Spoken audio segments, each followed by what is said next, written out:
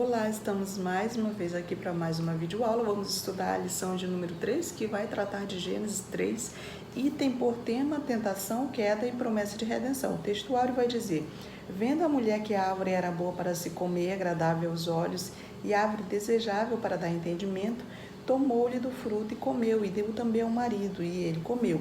Gênesis capítulo 3, versículo 6. A verdade prática vai dizer: o pecado e queda do primeiro casal não deixaram Deus surpreendido, antes revelaram um maravilhoso e sacrificial plano de salvação.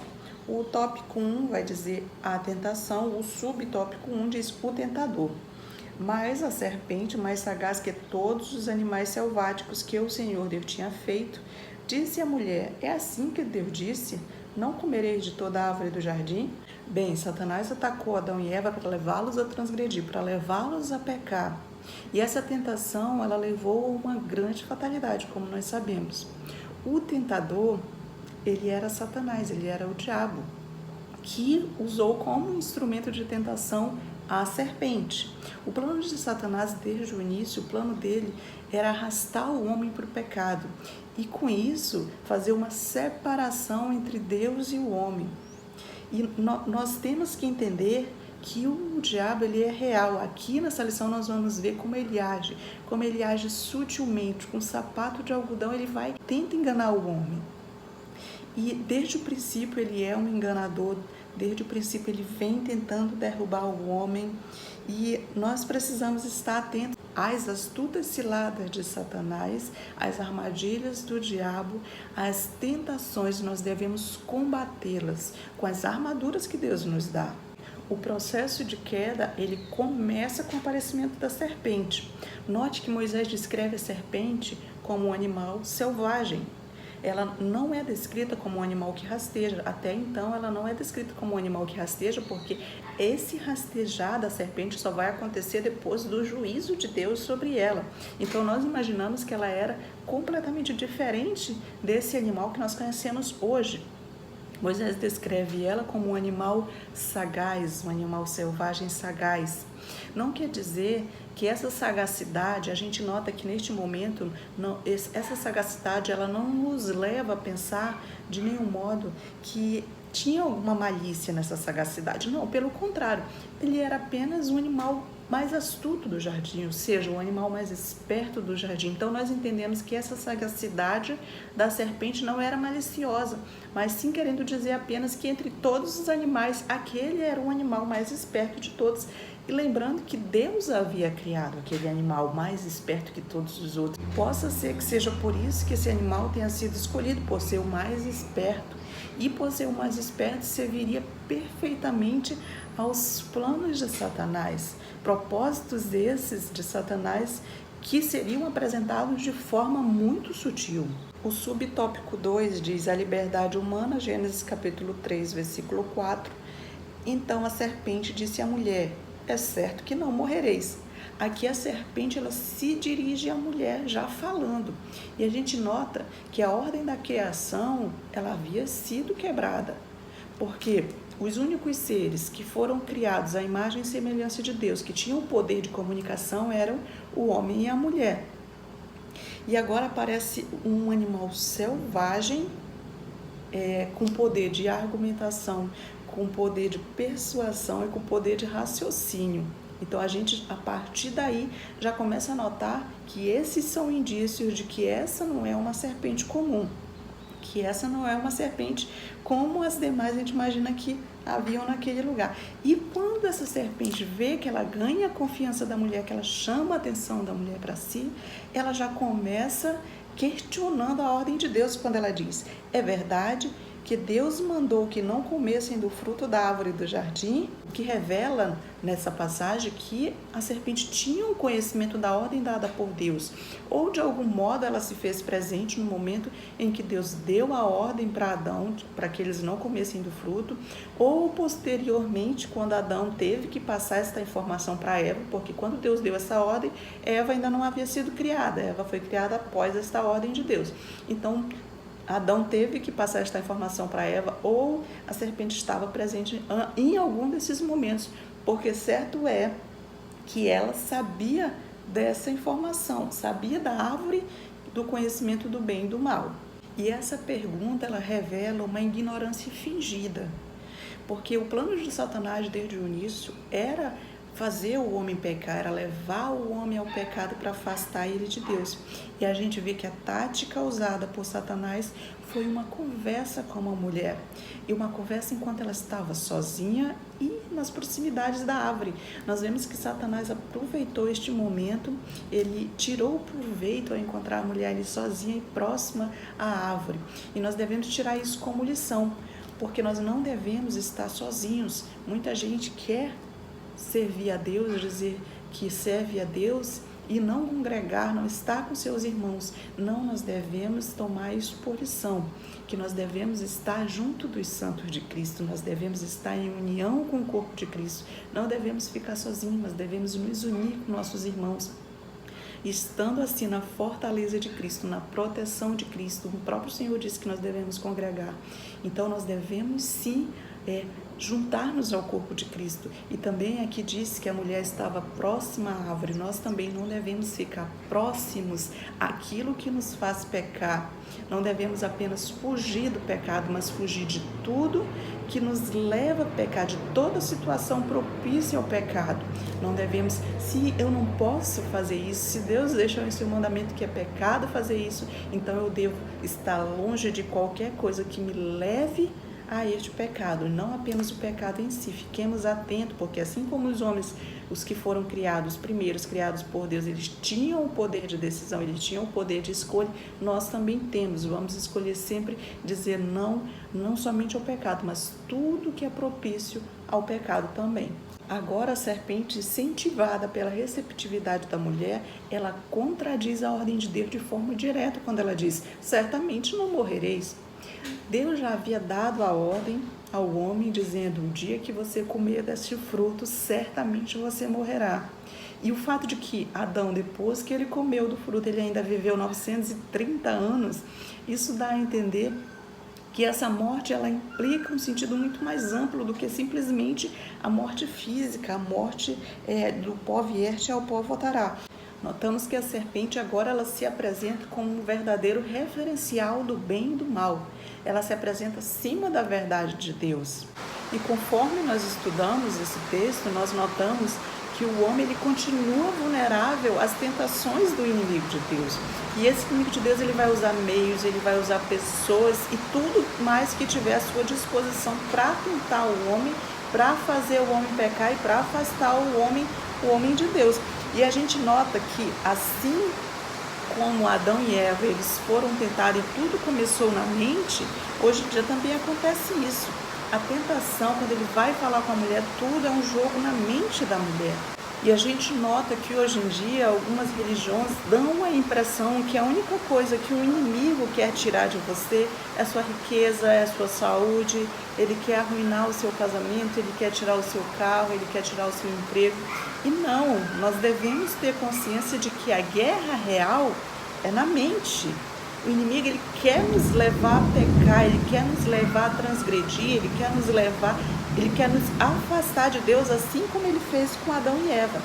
E quando você fixa seus olhos naquilo que é proibido e quando você começa a olhar aquilo que não é permitido, é por isso que Deus ele vai dizer para o povo de Israel, quando chega na terra dos inimigos, naquelas terras idólatras, naquelas terras pagãs, naquelas terras ímpias, ele vai dizer: acabem com tudo, extermine tudo. Porque desde o capítulo 3, o homem já deveria ter aprendido que para evitar o pecado, você tem que primeiro que evitar toda a situação propícia ao pecado. Se Deus olhava e via que se o povo dele se juntasse com aquele povo, ele ia pecar, ele ia se contaminar. Então o que Deus fazia? Ele mandava exterminar tudo, exterminar todos, para que o povo não fosse contaminado por aquela crença daquele povo ímpio, daquele povo pagão, daquele povo idólatra. E o problema da mulher é que ela manteve uma conversa com o tentador. Por isso que Deus vai dizer: agora quando vocês entrarem na terra não tem conversa.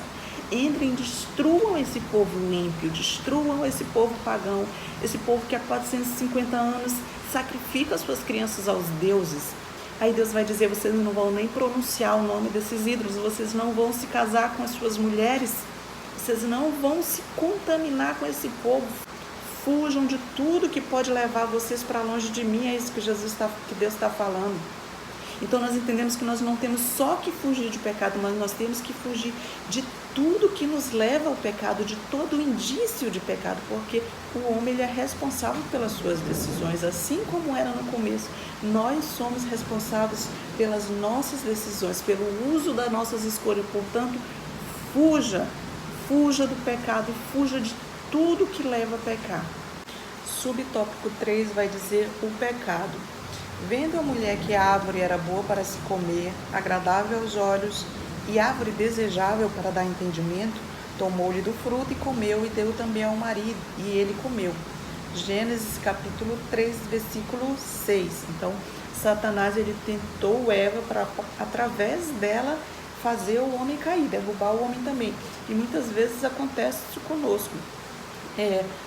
A tática de Satanás é nos tentar através de pessoas que nós não suspeitamos, pessoas que são próximas, pessoas que têm influência sobre nós. Satanás queria colocar dúvida se era pecado ou não comer do fruto. E a gente nota que ela não demonstrou o seu desígnio no começo, no princípio da conversa. Não, ela começou com uma pergunta inocente, que não parecia ter maldade nenhuma, mas nós sabíamos que era evidente que a serpente ela pretendia lançar dúvida no coração da mulher. E esse era o seu ângulo de ataque, lançar dúvidas e questionar a bondade de Deus. E questionar o que não deveria ser questionado, porque Deus já tinha demonstrado toda essa misericórdia pelo homem, toda a sua bondade pelo homem, quando tinha dado fartura para o homem, tinha dado tudo que o homem precisava, ele tinha. Então, o inimigo ele começa com esse ângulo de ataque. E a mulher ela cai na armadilha quando ela responde à serpente. Nós devemos ter cuidado em não conversar com o tentador, porque nós vemos que ele respondeu ao mandamento de Deus de forma errada. E essa é a artimanha de Satanás, pegar a lei divina, a lei de Deus, e colocar como se fosse algo que tivesse dúvida, como algo duvidoso, como algo irracional. E assim ele atrai pessoas para o pecado. E nós devemos estar firmes nas leis que Deus deixou, nos mandamentos de Deus, e devemos manter um respeito elevado por Deus. Então tomemos muito cuidado com essas artimanhas de Satanás. Como foi que Deus disse? Como está em sua palavra? Deus disse não mentireis, Deus disse não roubareis, e entre outros mandamentos. Se eu sei o que Deus disse, eu vou seguir como está escrito na sua palavra e não ser levado por outras ideologias, por outras crenças, por outros ensinos vãos. Não, eu preciso. Por isso a importância de nós conhecermos a palavra de Deus, porque se você conhece a palavra de Deus, você sabe o que Deus disse e você não será enganado. Mas eu devo cumprir exatamente o que está na palavra, porque Satanás, ele ensina o homem primeiramente a duvidar e depois a negar. Então, ele promete benefícios para ele. Se você comer desse fruto, você terá isso, você será mais feliz, você terá riquezas. Ele sempre promete algo em troca, assim como ele fez com a mulher, dizendo que ela poderia ser como Deus.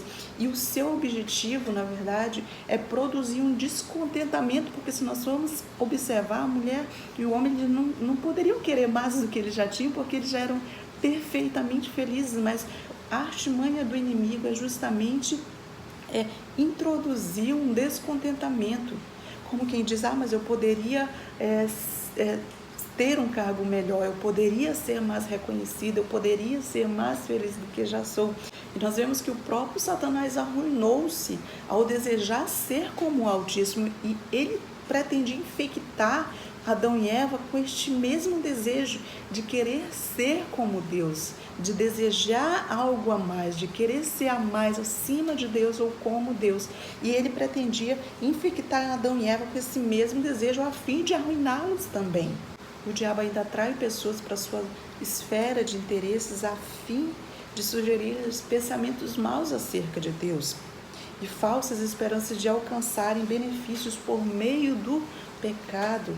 Portanto, tenhamos nós pensamentos bons a respeito de Deus e tendo Ele como um bem supremo, e tenhamos nós pensamentos maus a respeito do pecado, tendo consciência de que Ele é o supremo mal.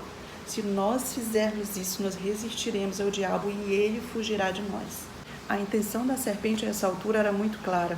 Ela quer levar o homem a desobedecer a Deus e assim assumir o domínio da criação e arruinar a boa obra que Deus tinha feito. E agora a mulher olha para essa árvore de outra maneira e ela vê que aquela árvore era desejável para se obter conhecimento.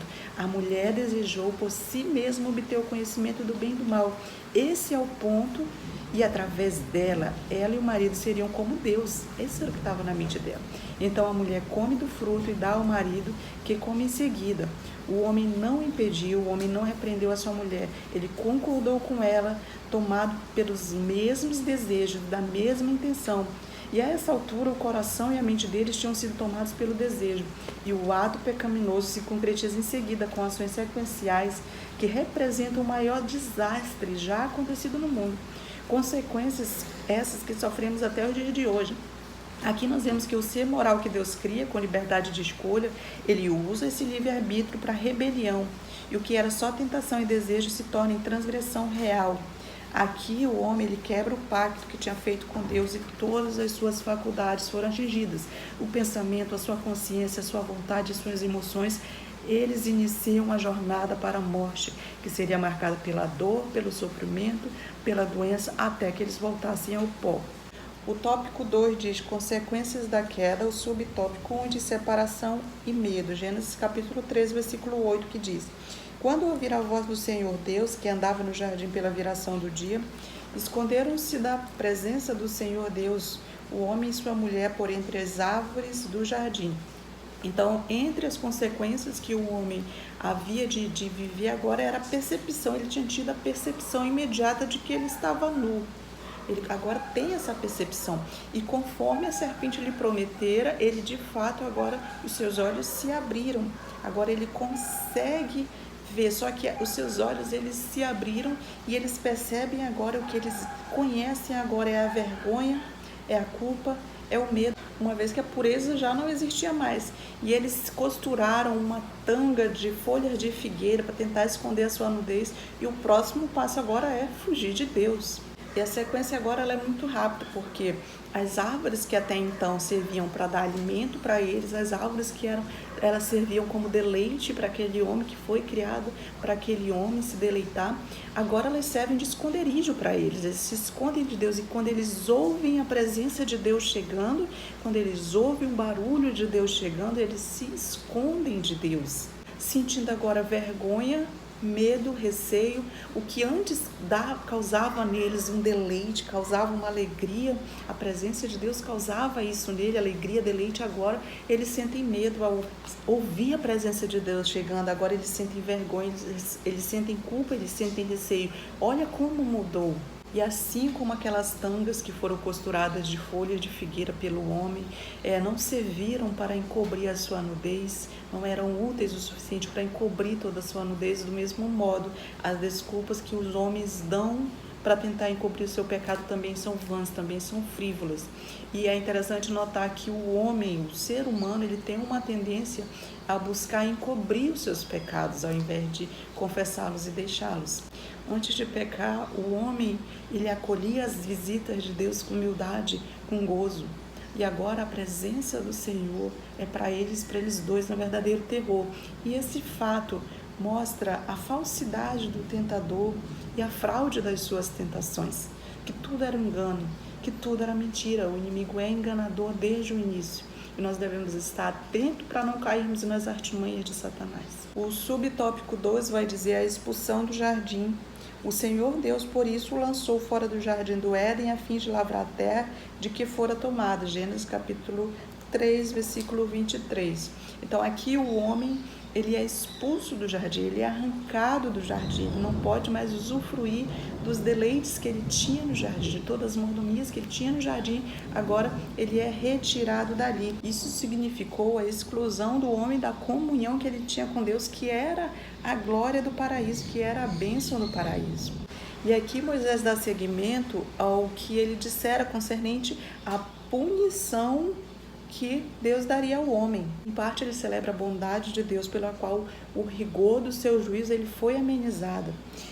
Deus, ele misericordiosamente, ele abranda o exílio de Adão, porque ele manda Adão para um lugar que é fora do jardim. Claro, agora ele não tem mais acesso à inocência, mas ele, de qualquer modo, ele dá um lugar para aquele homem viver neste exílio, e este lugar vai lhe dar alimento, vai lhe dar sobrevivência, mesmo que seja duramente. Ele terá que trabalhar muito para ter a sua sobrevivência, mas Deus, ele não desampara o homem, o que demonstra o seu amor paternal, porque ele poderia ter condenado o homem. O juízo de Deus poderia não ser tão brando e poderia ter condenado o homem ao tormento por essa desobediência, por esse pecado, mas não. A gente vê o amor de Deus quando ele isola o homem do jardim do Éden. Ele tira o homem do jardim do Éden, mas de qualquer modo aquele homem ainda tem um lugar para ele viver, ele dá a terra para ele viver, toda a terra, e ele ainda dá um modo dele sobreviver. Ele tem como cultivar a terra e tirar o seu alimento dali, e isso sim é demonstração de misericórdia. O juízo de Deus, ele foi muito amenizado, ele foi muito abrandado, demonstrando o seu amor pelo homem. Então agora o homem deve buscar a vida e a felicidade na semente prometida a ele, por meio de quem se abre diante de nós um novo e vivo caminho em direção ao lugar santíssimo. O subtópico 13 vai dizer: morte. Gênesis capítulo 13, versículo 4. Então a serpente disse à mulher: é certo que não morrereis. Agora a palavra da serpente contra a palavra de Deus, contra a ordem que Deus tinha dado. E a primeira doutrina a ser negada ali é a doutrina do juízo. E como nós vemos muito isso hoje em dia, não é verdade? Se as modernas rejeições da doutrina têm motivações diversas daquela usada no Jardim do Éden, são igualmente antagônicas à revelação. E nós vemos que mais na frente Jesus reafirmou completamente a doutrina tem que ser completa.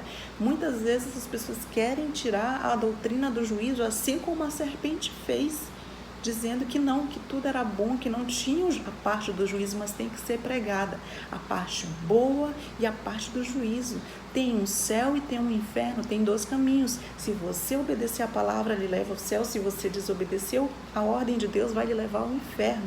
Só tem duas escolhas. Não devemos apresentar aos homens somente uma escolha, a escolha do céu, de coisas boas. Não devemos apresentar o céu, mas também mostrar para ele que o inferno existe, que o inferno é real, que o homem precisa fazer a sua escolha. Cada homem tem o poder de decisão, cada homem precisa fazer a sua escolha. Não vamos cair na armadilha da serpente, que quando foi ali falar com o homem, tentar o homem, a primeira doutrina a ser negada foi a doutrina do juízo. Não vamos cometer este mesmo erro. E Satanás agora ele ataca com mais ousadia, porque agora ele viu que uma porta foi aberta para ele. E ele irrompe num ataque direto. Ele vai diretamente contra aquilo que Deus havia dito, contra a ordem de Deus. Porque se a gente for ver, ele nunca costuma engajar-se abertamente em guerra, até que nós voluntariamente nos exponhamos a ele, desnudos, desarmados. Porque se nós formos observar, primeiramente, ele vem cautelosamente, ele vem sutilmente, assim como nós vimos na serpente, que ela veio sutilmente, com palavras que pareciam inocentes, com perguntas que pareciam inocentes. Ele vem cauteloso, ele se aproxima de nós com afagos. Mas depois que ele nos rouba, aí sim, ele ousa se exaltar petulantemente e com orgulhosa confiança contra o nosso Deus. Justamente como ele faz aqui no caso de Eva, no caso com a serpente, quando ele usa a serpente como instrumento. Depois que ele injetou a dúvida na mulher, ele vai mais fundo para converter a expressão em uma frase negativa direta, dizendo: certamente vocês não morrerão. Que morrerão coisa nenhuma. Ele vai contra a ordem de Deus, ele nega o juízo de Deus. Cabe-nos, por tais exemplos, receber instruções para nos precavermos das suas armadilhas e fazendo uma oportuna resistência às tentações do inimigo e manter ele longe de nós, para que não lhe seja permitido um mais franco acesso através das nossas ações. Fiquemos atentos. Por isso que a palavra de Deus diz: vigiai e orai. Fiquemos sempre em vigilância, para que não sejamos pegos de surpresa pelas artimanhas de Satanás, que vem com sutileza em suas ações. Note que agora a serpente ele não indaga mais dubiamente se aquela ordem é verdadeira ou não, como ele havia feito no princípio. Agora a gente vê que ele já ataca frontalmente. Ele já acusa a Deus francamente de falsidade. quando ele assevera que a palavra, que o juízo dado por Deus é enganoso e é falso. Agora ele já vai frontalmente atacando a Deus. Ele já não vê mais com sutileza. Agora que ele nota que a mulher já deu ouvidos à sua conversa, ele já vai ao ataque frontal. O tópico 3 diz a promessa da redenção. O subtópico 1 diz Deus busca o homem. Gênesis capítulo 3, versículo 9 diz: E chamou o Senhor Deus ao homem e lhe perguntou: Onde estás? É claro que a pergunta de Deus a um homem ela é retórica, né? Quando ele fala onde estás, é claro que Deus sabia onde o homem estava. Mas por que você está se escondendo, né? O que aconteceu? É como se Deus ele queria despertar no homem para ele ver a seriedade do ato que ele havia cometido e também para provocar um arrependimento naquele homem. Porque ele sabia exatamente onde o homem estava, mas eles, pelo contrário, eles endureceram o seu coração e eles se esconderam de Deus. E a gente nota que eles não disseram qualquer palavra de arrependimento. Pelo contrário, o que eles fizeram quando eles começaram a falar foi transferir a culpa. O homem transferiu a culpa para a mulher transferiu a culpa para a serpente. Então eles estavam cheios de medo e de terror, fugindo do único que poderia perdoá-los, fugindo do único que poderia conceder perdão a eles. E a resposta do homem ao ser descoberto por Deus está no versículo 10, quando diz: Ouvi a tua voz no jardim e porque estava nu tive medo e me escondi. Lembrando que no mundo oriental, a maior vergonha que um homem poderia passar era ser visto nu em público, porque esse nu para eles era um símbolo de humilhação, era um símbolo de vergonha, era um símbolo de derrota. E na sequência Deus faz umas duas perguntas. A primeira é: quem lhe disse que você estava nu? E a segunda pergunta, na verdade, é a resposta da primeira pergunta, quando ele diz: você comeu da árvore que eu ordenei que você não comesse? Então, porque essa seria a única, como quem diz, né? Porque essa seria a única maneira de você, Adão, saber que você está nu. Então, você me desobedeceu e agora você está na sua nudez, agora você está na sua vergonha, agora você está na sua humilhação, agora você está na sua derrota. O subtópico 2 vai dizer o preço da redenção: porém inimizade entre ti e a mulher, entre a tua descendência e o seu descendente. Este te ferirá a cabeça e tu lhe ferirás o calcanhar. Gênesis capítulo 3, versículo 15. Pode até parecer que os planos de Deus haviam fracassado, mas não haviam fracassado, porque Deus, ele se conhecendo tudo, ele se antecipou. Ele já anuncia aqui, e a gente pode ver que o Novo Testamento ele dá uma boa autorização para ver se aqui o foto-evangelho, justamente. O primeiro vislumbre do evangelho está aqui. E o interessante é que ele aparece em uma sentença dada ao inimigo e não em uma promessa feita ao homem. Olha que interessante. A perspectiva de luta, sofrimento e triunfo humano é evidente, mas somente o Novo Testamento desmascarará o vulto de Satanás por trás da serpente. Jesus, como último Adão, sintetizou em si próprio a humanidade. Então Deus dita a sentença e ele começa por onde o pecado começou, ou seja, pela serpente. E aí a gente vê que os instrumentos de Satanás, eles devem compartilhar dos mesmos castigos que Satanás vai ter.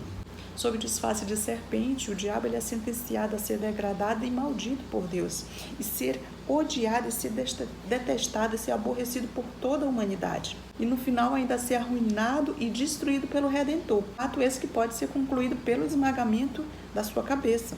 É feita uma promessa bondosa a respeito de Cristo, como o libertador do homem que caiu por conta de Satanás, das tentações de Satanás. Essa era a aurora do Evangelho. No dia que a ferida foi feita, o remédio ele foi providenciado e foi revelado ao homem também. Foi designado que Satanás ele feriria o calcanhar do Messias, isto é, da sua natureza humana. Então, os sofrimentos de Cristo continuam através do sofrimento dos santos, os santos que sofrem pelo seu nome. Então, o diabo ele os tenta, o diabo ele os persegue, o diabo ele os mata, e assim fere o calcanhar de Cristo, que é afligido através das nossas aflições, das aflições dos santos. Entretanto, enquanto o calcanhar é ferido na terra, a cabeça está no céu. Cristo ele frustrou as tentações de Satanás quando ele tomou as almas de suas mãos. Através da sua morte, ele desferiu um golpe fatal contra o reino de Satanás. causou ali uma ferida incurável na cabeça da serpente. Então, à medida que o evangelho avança, ganhando território, ganhando terreno, Satanás ele cai. O subtópico 3 vai dizer uma nova vestimenta. Gênesis capítulo 3, versículo 21.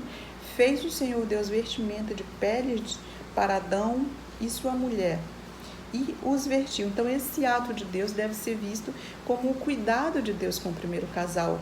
Mesmo que eles tenham pecado, Deus mesmo assim ainda demonstra um cuidado com eles. Então, a vestimenta, ela foi introduzida juntamente com o pecado, a gente nota isso. Supõe-se que os animais de cujas peles Deus os vestiu foram mortos não para serem alimentos para o homem, mas como sacrifício, para tipificar o sacrifício, o grande sacrifício de Cristo. E assim nós ficamos por aqui, mais uma lição, essa lição maravilhosa.